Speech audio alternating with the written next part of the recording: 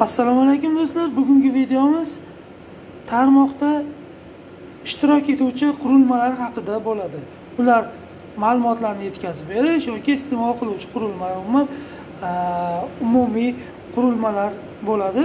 Albatta bu yerda men bir nechtasini yozib chiqdim. Bu bundan tashqari juda ham ko'p tarmoq qurilmalar bor va biz asosiy hayotimizda hozir ko'rishimiz mumkin bo'lgan qurilmalarni sizga ko'rsatib o'tmoqchiman va har biri bilan tanishtirib va ularni tanishtirib bo'lgandan so'ng ichki tarkibiy qismlari va nastroykalariga o'tib o'rganib boramiz.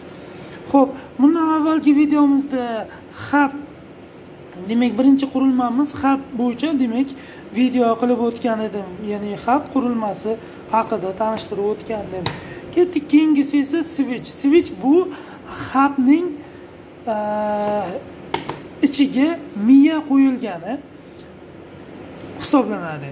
Ya'ni hubda bilasizlar, bitta demak yomon tomoni bor. Bu agarda birorta joydan demak ma'lumot jo'natadigan bo'lsak, boshqa hamma portda shu ma'lumotni kelib turadi va istagan portda ma'lumotni olishingiz mumkin. Demak, bu xavfsizlik uchun yaxshi emas. Switch esa nima qilib beradi? Switch aynan kelgan port ma'lumotni qaysi port, faqat bitta portdami yoki ikkita portgami ma'lumot jo'natish kerakligini boshqarish imkoni bor. Bunda demak hech qanday boshqarish yo'q, shunchaki ma'lumot kiradi va hammasidan chiqadi. Switchda esa aynan ma'lumot demak kiradi va qaysi biridan chiqishni esa boshqarish imkoniyati bor. Demak, switchimiz hubning aqllisi ekan. Ketdik, rotor va rotor bo'yicha men keyingi videolarimizda kengroq to'xtalib o'taman. Imkoniyatlari kengroq va access point. Access pointdan ozgina tushuncha berib ketishim mumkin. Mana bu bizning access point qurilmamiz. Demak, ruschasiga точка доступа deydi, o'zbekchasiga kirish nuqtasi degan ma'noni beradi.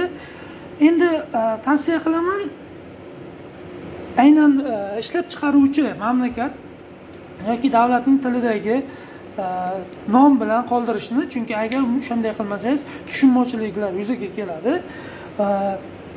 Masalan, bu qurilmani bu ishlab chiqishda demak aynan biza qilmaganmiz va aynan bizada aynan shuni nomi yo'q va shuni o'zligicha o'zlashtirib olishimiz kerak.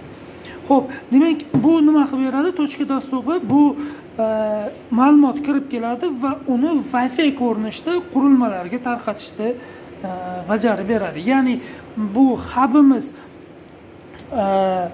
demak ma'lumotlarni faqat kabellar orqali tarqatib bersa, ya'ni bitta kirib keladi va qolgan barcha portlarda ma'lumotlarni tarqatib beradi kabel orqali. Точка доступamiz esa demak bitta kirib keladi. Mana kirib kelish joyi nuqtasi bor va demak Wi-Fi signal orqali qurilmalarga tarqatadi. Xo'p, buni ham imkoniyatlari bor. Nechta qurilmaga tarqaladi, uni keyingi videolarimizda o'rganamiz. Access point. Xo'sh, keyingi videomiz, keyingi qurilmamiz kamera. Kameralarimiz ham demak tarmoq asosida ishlaydi. Hozir kameralarimiz IP kameralar bo'lib ketgan. Demak, mana shu kameramiz demak IP kamera. Bu kameramizda mana demak setovoy porti bor, demak bunga kelib ulanadi kabel. Bundan esa demak tokni oladi. Boyna rotor deganda kengroq tushuntirib o'tib ketaman dedim, chunki mana rotorimiz ham bor va bu rotorimizda ma'lumotlari, u haqida tushunchalar o'zi bitta video darslik bo'ladi. Xo'p, media konverter haqida ham aytib o'tib ketgandim. Kompyuterda bilasiz, notebook bilasiz. POI switch. POI switch nima? POI switch demak e'tibor bergan bo'lsangiz, hubga aqlli funksiyani qo'shdikda switch qildik. Endi aynan o'sha switchga POI funksiyasini qo'shamizda demak imkoniyatini yana oshiramiz. va PoE switchga aylanadi. PoE switch degani power out of Ethernet degan so'zni demak qisqartmasi, ya'ni Ethernet port setovoy kabel orqali elektr tokini jo'natish degan mazmunni beradi. Xo'sh, bunga misol mana ko'rsataman hozir.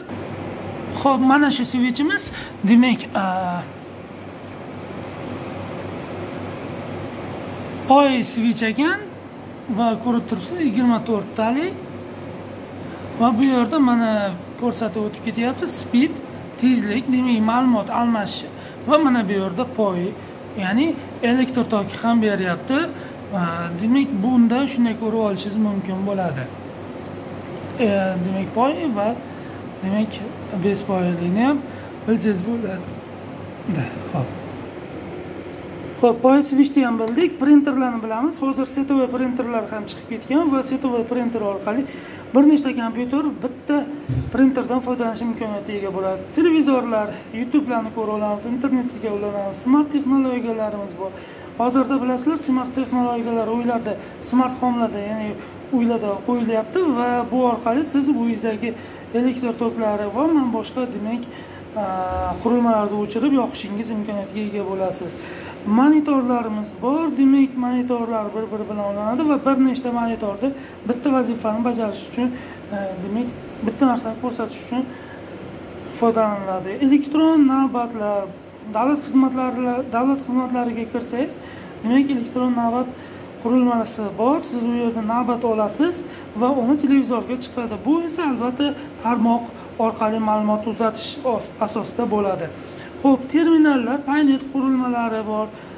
Pul olasiz, shunaqasi demak qurilmalarimiz ham albatta ma'lumotlar almashish asosida bo'ladi. Ya'ni sizda demak pul olayotganingiz, yechib olayotganingiz albatta demak administratorga va o'sha kompaniya xodimlariga ko'rinib turadi.